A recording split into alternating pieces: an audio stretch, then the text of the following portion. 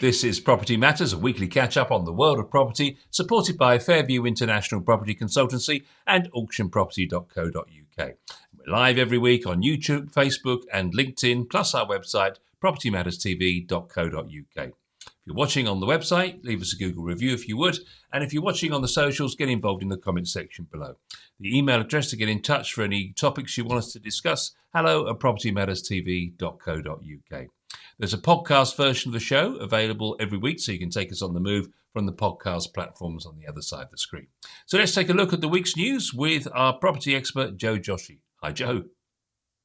Hi, Paul. Good morning. Good morning to our viewers and listeners, wherever you are. So let's take a look at the story that actually we should have probably covered last week, but we got so embroiled in talking about conveyancing that we never had any time left for any other stories. So this actually happened, or at least the subject that this is around, which of course is the Renters Reform Bill, happened the week previously. But it's nonetheless a really important subject to cover because landlords are moving fast to evict tenants as the government's ban on Section 21 evictions looms. This is what campaigners are warning. Housing charities want the passage of the Renters' Rights Bill to be sped up, with more than 100,000 households now having been evicted since Section 21 was introduced, or the ban on it rather was introduced by Theresa May, as she suggested she was going to ban it in April 2019. Excuse me. The Renters Reform Coalition, which brings together 21 organisations supporting private renters, says such orders could be used thousands of times during the wait for the bill to become law. The group warned that based on current trends, more than 15,600 rental households will be evicted by bailiffs in the first 6 months of this year, the figure that represents a 12.2% increase on the first half of last year. The legislation returned to the House of Commons the week before last, of course, for its remaining stages having passed through its first and second reading and scrutiny from the Parliamentary Committee last year. It will then head to the House of Lords for further reading and scrutiny, and the legislation is expected to come into force in the summer. So we've now got the last government pledged in 2019 to ban Section 21s, and since then, over 100,000 households have been threatened with homelessness, and 1 million have received a Section 21 eviction. So those are huge numbers. But then just to put that into context just quickly, if you actually say, yes, they seem like huge numbers, but 100,000 households evicted since 2019.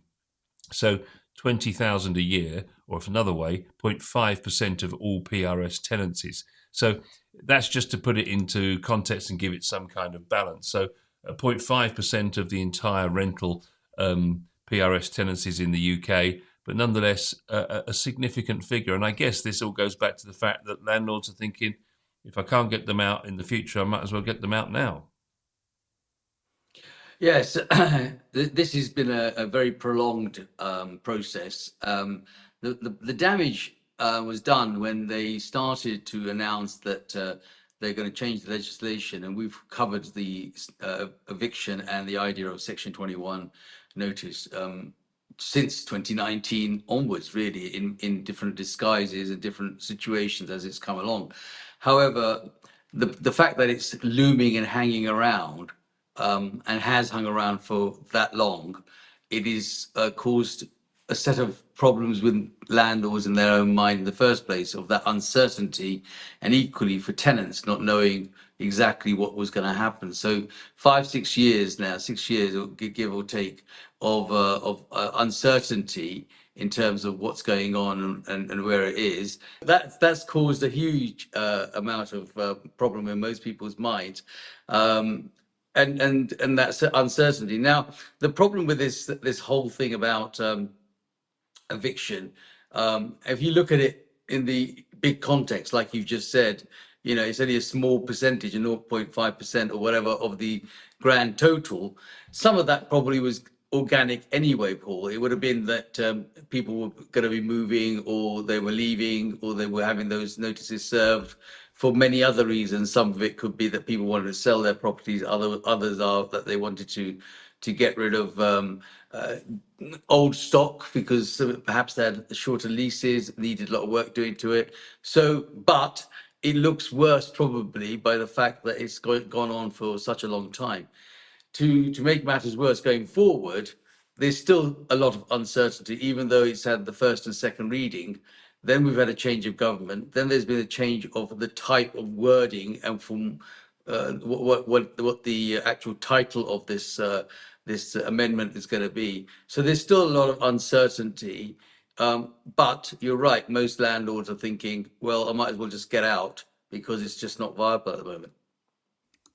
And also, as we ought to think about the fact is that there could be in that 1 million figure, of course, it's quite common for Section 21 notices to be served on tenants when they've actually asked or requested or decided to vacate, because a Section 21 can often be issued even in those circumstances. But there is no suggestion that whether those figures are included, in which case it would be not as dramatic as it looks, I guess.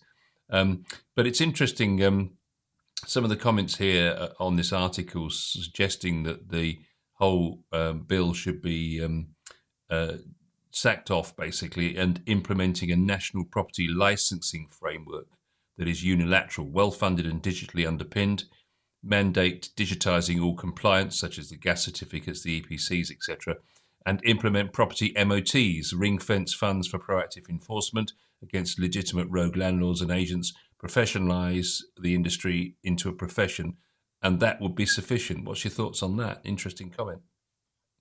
It's just another way of wasting more time and money, to be honest with you. And they always find a reason to do an investigation, employ somebody else, start something all over again, and ultimately, it's a huge amount of a waste of money. And more than anything else, I think it causes so much pain and problem for both landlords, agents, sellers, etc., in and tenants, in whether what is the right and what is the wrong thing to do, and it creates uncertainty in their lives. I think I've always felt, and I've made that clear, that there is an element of Section 21 that may need a slight amendment. The rest of it is just being buffed up about all sorts of creation.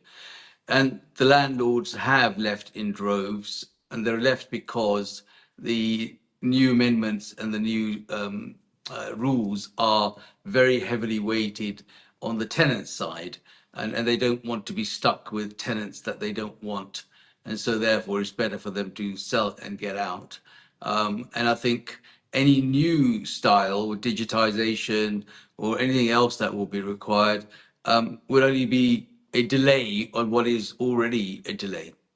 If you cap rents, then that's not a one size fits all thing. So this particular person here, as a landlord, says, I recently did a 50% increase in rent, which sounds a lot, which wouldn't, of course, under protections would have probably not been allowed. However, it was actually only £100 a month, and the market rent for it is still 3 times what they are now paying. They moved in many years ago and paid a low rent as they were helping to care for the landlord's mother. She passed away just before COVID, and during that time, they've still kept the low rent whilst replacing the kitchen, and financially, they just couldn't make it work. So we all agreed there would be £100 a month increase each year for the next 3 years, and then assess again at that point. I have tenancies where they've increased the rent where they haven't increased the rent in 10 years, so a blanket cap doesn't work in those situations. There has to be some sort of criteria for out-of-the-box situations. And that's an interesting one. So because of certain arrangements looking after the landlord's mother, doing some improvements in the property at their own cost, that was a way of keeping the rent down, and therefore putting on an increase of £100 like that and doing it for 3 years consecutively wouldn't be possible under those kind of controls. No, I think there are many stories and many reasons why certain things are just not fitting the one fit all size norm situation, because both tenants and landlords may strike up deals. I had it in my own circumstances where I had perfectly good tenants, didn't really want to be doing anything with them, kept it as low as possible, and made sure that it was right. But it became difficult when the number of increases in the mortgage payments came through. It just was no longer viable to do that, because I was actually almost paying for them to stay there. It became the other way around, and they understood that and realized that they also couldn't afford to go any further. and we parted ways, and other things, started. So that landlords aren't always, seem to be seen as some bullies or whatever, but they're not all in the same position. I've known of many landlords who are just happy and comfortable with what they're getting, and don't want, and they've got a good relationship with their tenant, and there is a value and cost involved in trying to fix something. So let's say you do give someone notice, and they leave, and then you start again, and then the cost of doing that, then the void period. Sometimes it's almost easier to say to your tenant, look, I'm struggling with this, it's not going to happen, I'm going to have to increase it by £100. And they're probably thinking, well, actually, you know what, I can live with that, because by the time I go and do my removals, do all the shifting and so forth, I've actually probably going to cost me another couple of grand just for doing that. So it's almost worth doing the numbers and balancing it out. And especially if you've got a good of course, if your relationship has soured between the landlord and the landlord is desperate to get the tenant out, and perhaps the tenant's desperate to leave. I'm reading a lot of stuff, Joe, about the fact that there's a lot of admiration for the German system, because obviously in that country, 60% of the people rent property, and it's generally quite popular with landlords and tenants alike. When you rent an apartment in Germany, it's called unbefristet, which means unlimited, and can only be broken when either the tenant or the landlord has a very good, strong reason to do so. This would include things like violent or dangerous antisocial behaviour, which could put the property at risk, or else if the landlord needs to use the property for themselves, but they wouldn't just be able to say that, they would have to prove it and prove that this would be their only home that they would have to live in. So it's a system that obviously we seem to want to do our own version, but there is a system there that works and is generally popular.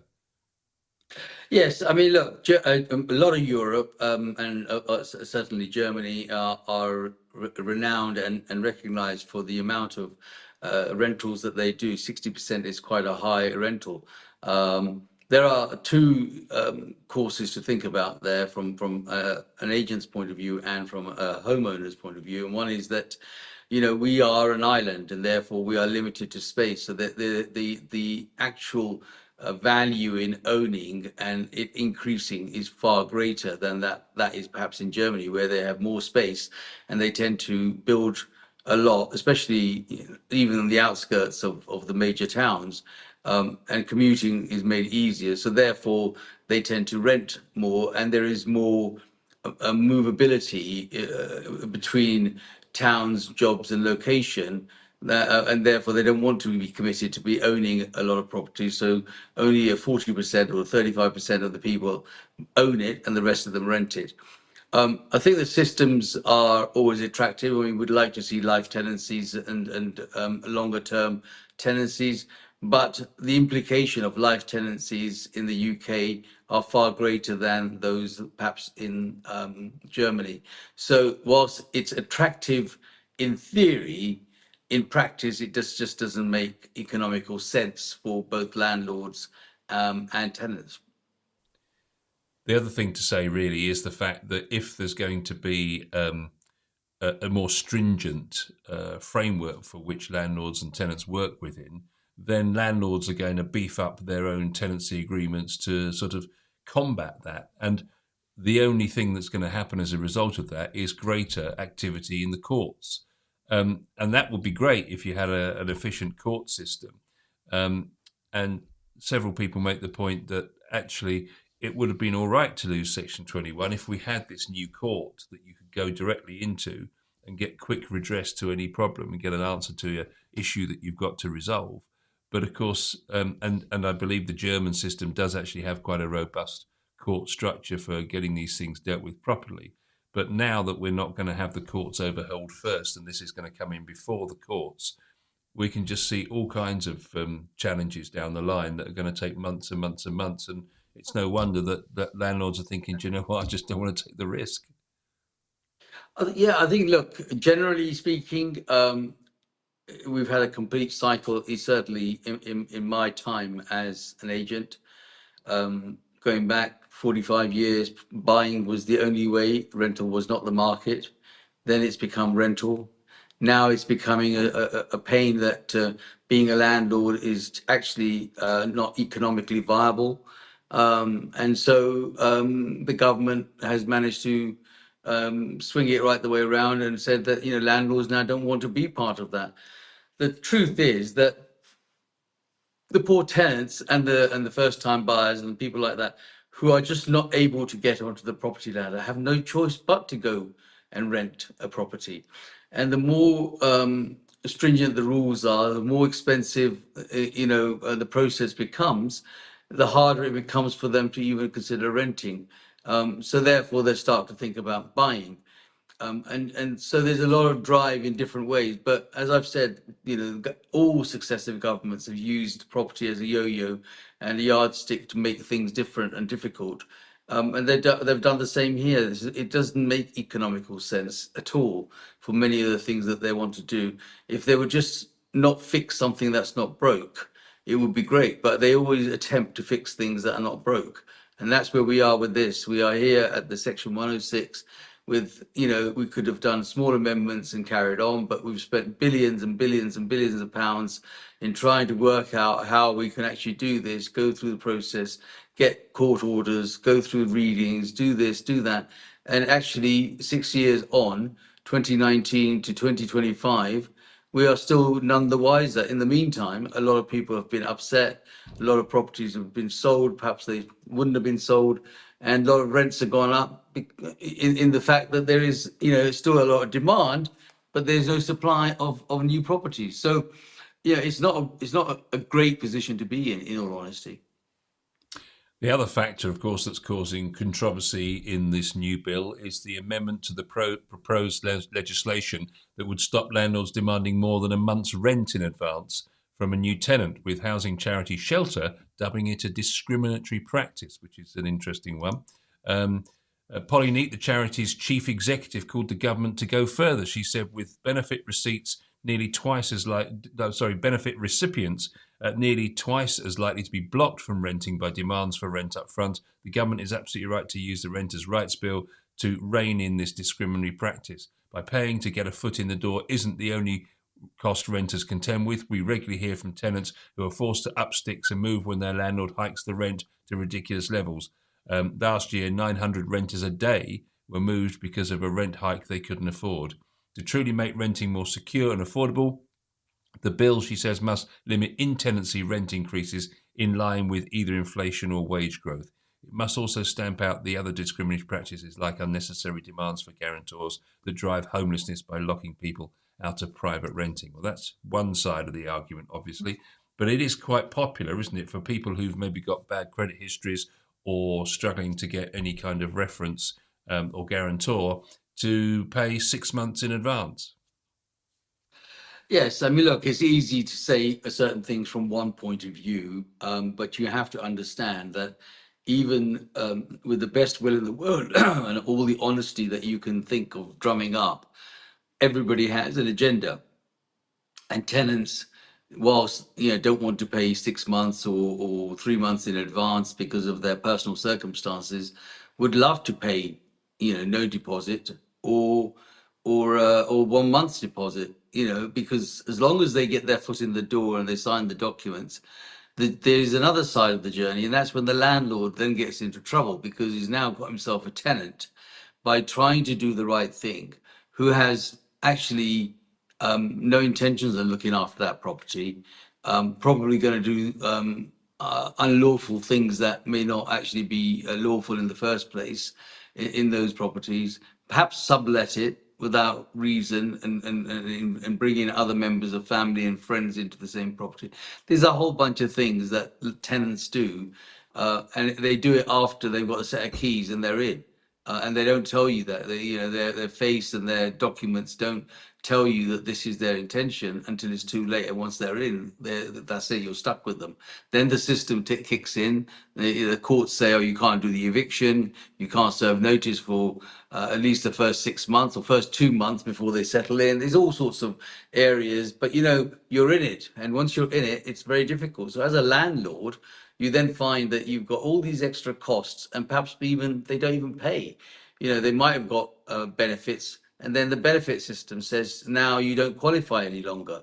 And if you don't qualify any longer, or your circumstances have changed, the benefit people aren't going to pay you. The council at that point say, well, actually, our hands are up. It doesn't comply with us. You'll have to take that directly with the tenant. And as a landlord, the landlord then has to start an eviction process.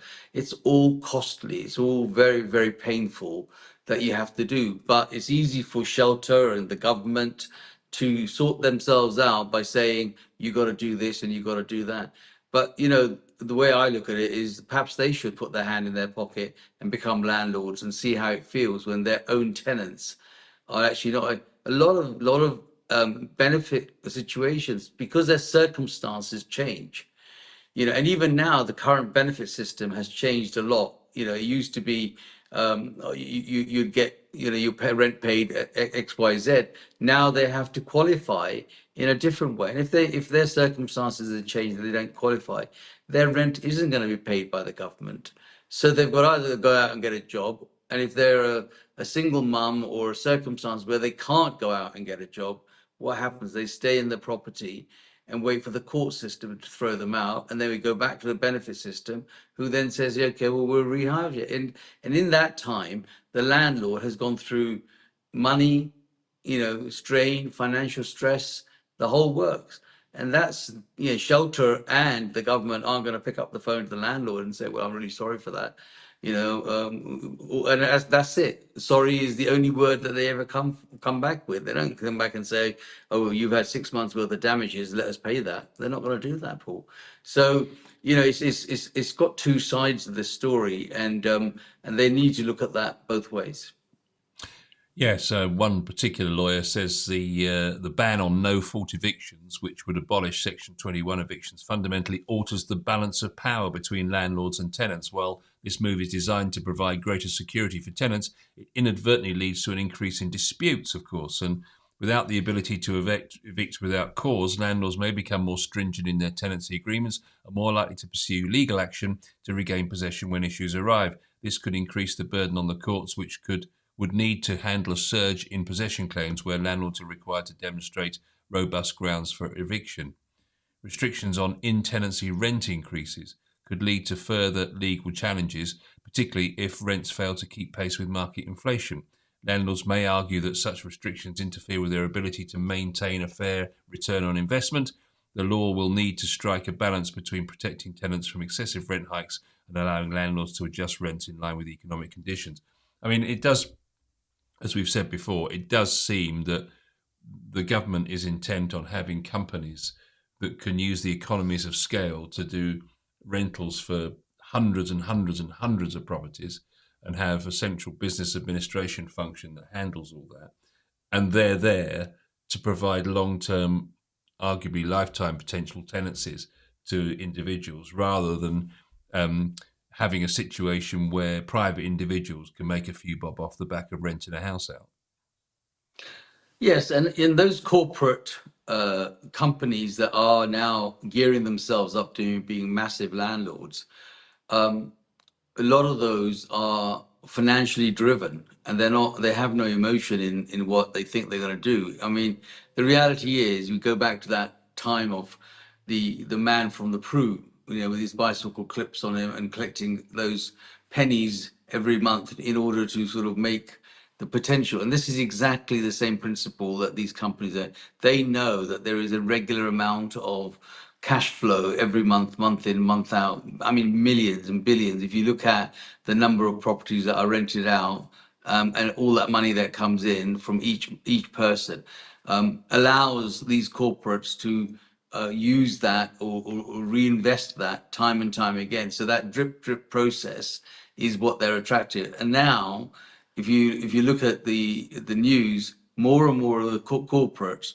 are buying each other out and paying exorbitant amount of money just to do that. So we're just being used as pawns in the bigger game, and the bigger game is that all these corporates are interested in how much money they're going to generate, and therefore volume sells a better price.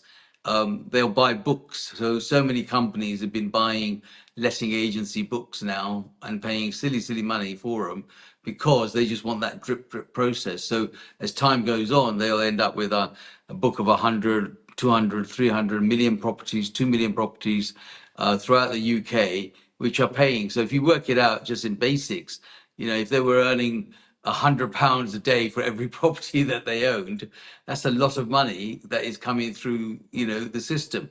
And so they're utilizing that to play the stock market and other areas and increasing their value. It's all about what they can gain. It's not about, there's no emotion in it. Landlords that don't get into it at a lower level for, say, 2 properties, 3 properties, 5 properties, do it because the same thing. They do it at a lower level for their income. They want to make sure that it bolsters their lifestyle. But are more emotionally involved because they are emotionally involved in a smaller number of properties, 2, 3, 4 houses. They want to maintain them. They want to try and keep them upright. They want to make sure the tenant's happy. They want to make sure the tenant pays them regularly. So there's a whole different emotion involved. Whereas in the corporate, it's purely a corporate situation. And of course, there's also a legal requirement now to accept tenants with children and tenants with pets as well. And that again inhibits the landlord's right to choose who they rent to. Obviously, that's going to be have impact on those that have never done or chosen not to do those kind of rentals in the past. But I guess you can understand where the government's coming from on these advanced rental payments, because if you've got people, everyone deserves a right to live somewhere in their lives, and at the end of the day, if you haven't got a lot of money, if you're on benefits, you're not going to be able to have a lot of money to put up front to costs down to secure the tenancy. So at the end of the day, I suppose to some extent you can see why the government's done that. Yes, but in that case, then, if the government feels so generous with other people's money and other people's circumstances, then they should actually provide that service themselves. They are putting all of this on, the layman, the man who actually has worked hard to try and get himself a portfolio of properties. And if that's the best, and that person is also trying hard because he's saying, well, actually, this person's credibility is not good. I don't mind taking a risk by asking them to put 6 months or 3 months or whatever the rental money is ahead, so that they show good faith and I can show good faith. But if the government wants to intervene and say you can't do that, then maybe they should put their hand in their pocket and put those people in some properties they're supposed to be building for years and years and years. The current government has 1.5 million in their term. They haven't even scratched the surface, let alone start putting a shovel in the ground. But they are going around telling everybody else that this is what they should do. So I think it's a wrong way to look at things. But hey, we're not going to make that difference as one person. But what we can do is we can only talk about it, and that's exactly what we're doing. I suppose the other issue is that if landlords are being restricted in this way, then they're going to be even more stringent on their selection process and their background checks. Yes, and what can you do about those stringent background checks, Paul? I mean, you could take it all the way through. We've done it. I've done it personally, and you get a great person, but you think you've covered it in every possible way, and yet somewhere along the line, what you cannot do is get in their head. You don't know what their agenda is. And their agenda could be that once I've done this, proven what I need to do, I'll get in. Once I've got the key to the house, I'm moved in, and I can do X. Some people sublet. Some people bring more people coming in to help them pay the rent. Some people do, business from the place, do other things that they shouldn't be doing from there. But it's too late then. They've got the key, they're in. What do they say? Possession is 9/10 of the law. When you're in, you've got to get them out. And to get them out is a costly thing. So you don't know that. Well, nobody knows that. And I've done this for 45 years of my life. Many people have, many landlords. I'm sure if you sat down and did a survey with landlords, that you will find that one of them at one time in their life has had exactly that same experience. And each time they do that experience, they think, I'm not going to do it the next time. But then, financially, it might make sense. They might think, okay, well, I'll take another chance. And then they go through the same thing again. So people aren't, truthful at the time, but you take a view and you think, okay, this could be the right thing. One landlord says, I've never asked for 6 months' rent in advance, but I've been offered it. We have one tenant who had just moved to the area and was seeking a job. He offered to pay 6 months up front and has now been an excellent tenant for many years. Without this offer, we would never have accepted him. I see nothing in this new legislation for landlords. I would have liked to have seen landlords having the right to do at least a 6-monthly inspection of the property, with a tenant only being allowed to refuse a request twice. We have a right to know exactly who's living in our properties and the state that they're kept in. Local authorities are still ignoring government guidelines regarding eviction notices and are refusing to accept responsibility until the bailiffs arise. It is the landlord's property, and tenants are only borrowing it for a fee. This whole mandate that the tenant has the right to do as he likes is wrong and will help to neither the landlord or the tenant. Tenants, if the legislation goes through, can now move into a property for just a few weeks, give 1 month's notice and move on. Holiday let owners who rented to locals for the 6 months winter period will no longer be able to do this. Interesting comment. Well, it's the truth, though, isn't it? Which is what we're saying, that it's all weighed too much in the tenant's favour, and which is why it's making private small landlords rethink their strategy of whether they want to be involved in this. The pain is not just the process of buying and then renting; it's the actual process of trying to get people out if they're not right, if the relationship isn't right, if they've not told the truth. That is when the government, and that's why the government's involved in all of this, because they are then the persons to go to. Those people then go to that government, their local authority, and say, well, I've been kicked out of this house. Where are you going to rehouse me? Well, they can't rehouse them because they haven't got enough themselves to sort out. So, this bill, this whole thing really is about the government. I don't think it's anything to do with tenants and private rentals. I think that government has realised that they have to come and hold the baby, and how do they get out of not doing that? And so this whole journey has been created because they are not capable of building sufficient homes to afford all those people rental accommodation. Well, one landlord says, whilst I wasn't too concerned about the loss of Section 21 with the Tory promise to overhaul the court system before bringing it in, I am more concerned now. The last one I did was incredibly fast as court processes go, and that was still 3 months from the application to court date and the possession warrant, and then nearly 5 months until the bailiffs could access due to dogs left in the garden and useless dog wardens, and the RSPCA apparently showing no interest, according to this particular individual. So 8 months with thousands owed in rent and give mandatory possession under Section 8. But when ending every tenancy is going to have to go to court, in amongst all the murderers, parking fines and speeding fines, etc., etc., it'll be 8 months just to get to that day even now, which will probably be a further 2 to 3 months when all this hits the courts as well. Yes, it's like it's time, isn't it? And in the meantime, that person isn't paying any rent. They're living in there scot-free. They're waiting for the system to allow them to be kicked out or whatever's going to happen. And the landlord suffers. And then all of a sudden the landlord is the bad guy, because they're making them do that. But, it's a two-way street, not a one-way system. So I think, the government really needs to think about what they're doing. And I'm certainly a supporter of the landlords. I don't mind supporting the tenants. I think the tenants have deserved the fair, but it's got to be a fair situation. And this renters' right bill is very much weighed in the favour of the tenant. And our last story is really some proof of the pudding, if you like, in that situation. There was a significant increase in capital gains tax receipts after the budget, with December 2024 figures being more than double that of the corresponding months in 2023. This is according to new data. Capital gains tax receipts rose to 335 million, a whopping 179 million more than 2003's 156 million, as significant tax rises in Labour's first budget had a major impact. Over the final quarter of the year, capital gains tax hit an all-time high of 808 million, up 60% from the previous year's 505 million for the same period. Additional revenue started to flow into the Treasury in October, long before the budget, as businesses attempted to avoid predicted capital gains tax hikes, and continued into November with the take from the levy for these 2 months alone being 130 million higher than the corresponding period in 2023.